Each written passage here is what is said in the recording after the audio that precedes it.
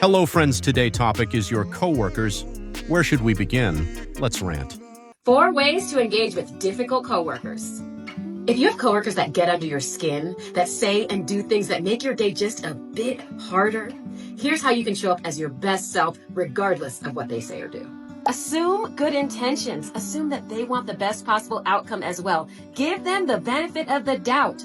Wouldn't you want people to do the same for you? Pause and breathe before reacting. You might get triggered by something they say or do, but take a deep breath so that you don't do anything or say anything that you might regret.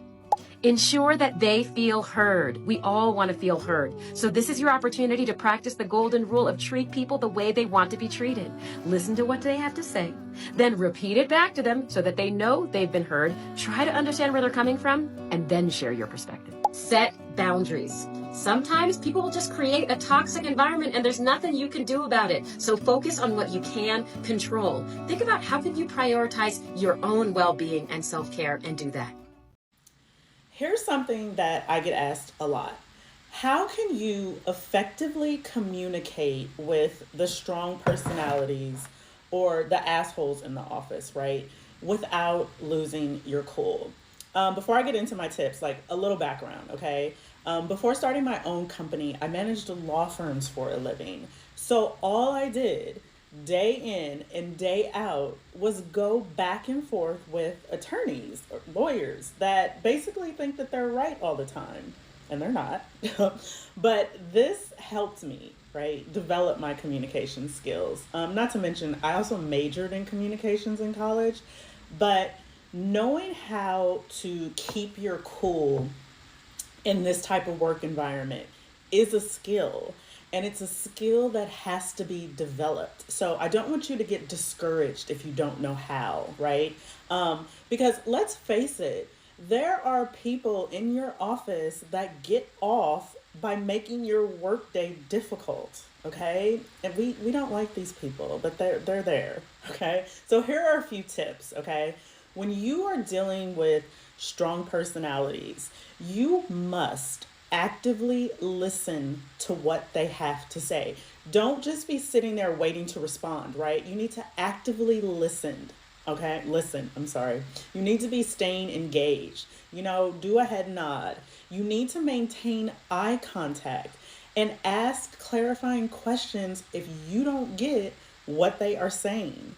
Don't let them throw you off your game because a lot of them will do it intentionally, okay? And then I want you to be confident and assertive when you're communicating your thoughts and ideas. It's not about I think, it's like this is what it is. But you also have to remain respectful and professional. They want you to act out of pocket. So don't fall for this. You need to be keeping your emotions in check and use I statements. Right? To express your concerns and avoid becoming defensive. Stay focused on the issue at hand, right? And maintain a respectful tone throughout the conversation. And then look for areas of agreement, right? To establish a rapport and find a mutual acceptable solution. Hopefully these tips work. I'll be back with more.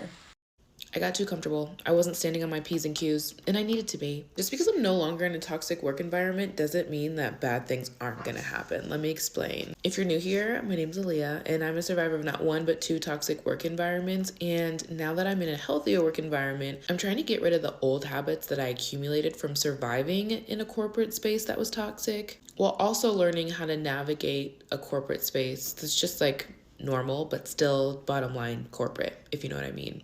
This week I struggled. I got comfortable because, I was like, oh, this is so nice. People aren't as blatantly rude, backstabbing. But that's not always the case. Some people do it in a sneaky way, quietly, if you will. So always document, always be over communicative, keep a folder of all your wins and contributions to the company, and always, diligently check in with your boss. Sometimes you just have those coworkers that just get under your skin, always mad about something or complaining. Let's continue.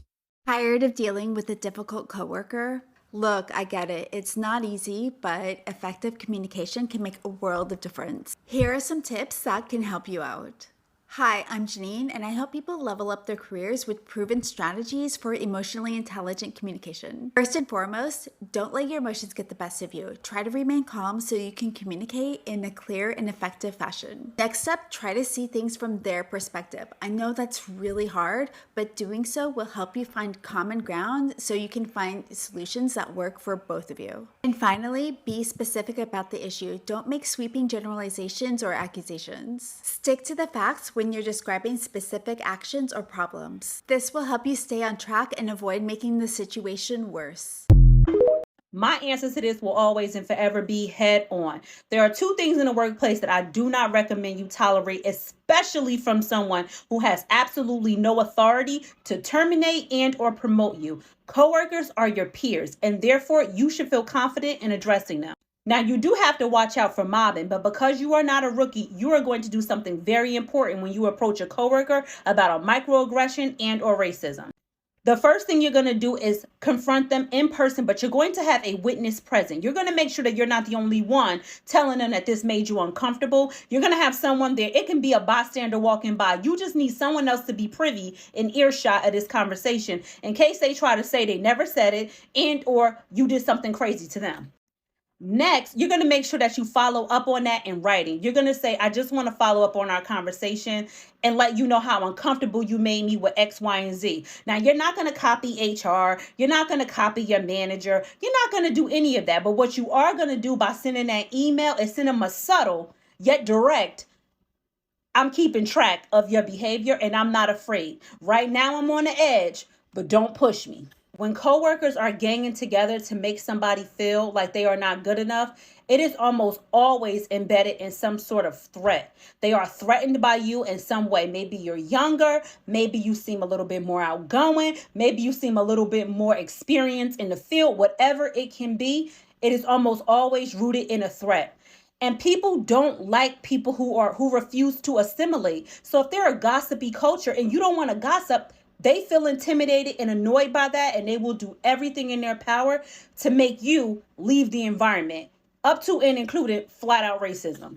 But always remember, you have just as much of a right to be there as them, and there is zero tolerance for racism and discrimination in the workplace, and that's just not based on the employee handbook. That is based on the federal law. People always ask, what's the best way to get through the workday if I have difficult coworkers? And I'm going to share with you the one sentence I use that works every single time. Eat shit, you fucking twat! Sometimes it's a pain to deal with coworkers. We still have to go to work and try to deal with these coworkers as best as possible. Be nice, right? See you next time until next video.